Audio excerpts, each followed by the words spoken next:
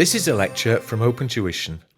To benefit from the lecture, you should download the free lecture notes from opentuition.com. In Lecture 3 of Chapter 14, we see the second of the two reliefs that allow deferrals of gains to occur. The particular relief shown in this lecture is known as gift relief. Now, this takes us back to one of the very first things we saw when dealing with the computation of a CGT liability. And that was that for a gain to arise, we had to be dealing with a chargeable disposal of a chargeable asset by a chargeable person. But a chargeable disposal does not simply take place when you sell an asset. It will also occur when you give away an asset.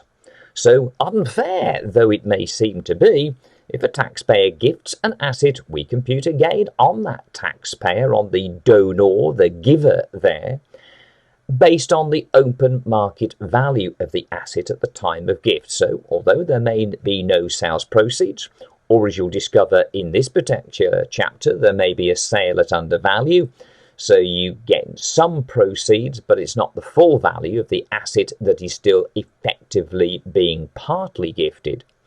When we deal with the gift, a gain must be computed based on market value, but in certain circumstances, if as gain, as you'll see here, the asset in question qualifies, i.e. it will be again a qualifying business asset for purposes of gift relief, it will allow the gain to be deferred.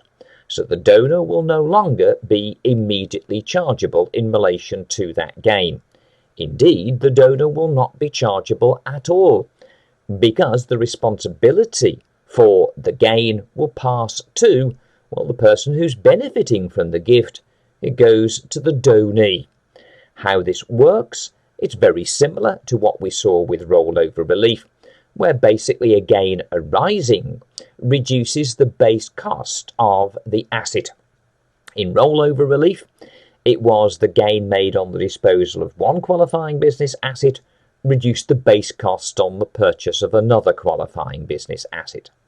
In gift relief, the gain made by the donor, based on market value of the asset being gifted, that gain is now deducted from, rolled over against, what would have been the base cost of the asset to the donee. By making the donee's cost that much lower, they then will give rise to the crystallization of that gain and the tax thereon when they, the donee, dispose of that asset in the future. So the responsibility for the gain passes from the donor to the donee. Yet again, of course, you're going to have to learn what are the qualifying business assets for which gift relief will be available, as well as being able then to demonstrate the technique and the effect that it has for both donor and donee. Now, yet again, these techniques have not changed between FA 2017 and FA 2018. So as there are no changes in these rules, the FA 2017 lectures are used.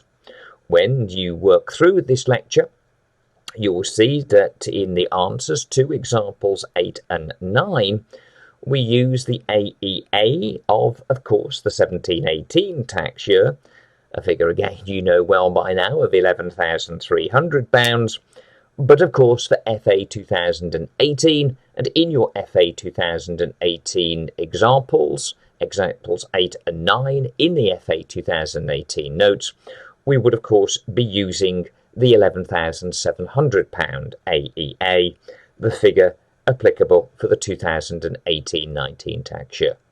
But other than, again, those same issues, those same differentials between what are or what is applicable in FA 2017 to that which is applicable in FA 2018, other than here the change in the AEA, there's no changes in terms of the rules that apply. The techniques demonstrated are and still continue to be valid. On that basis, therefore, now proceed to have a work through Lecture 3, dealing with gift relief.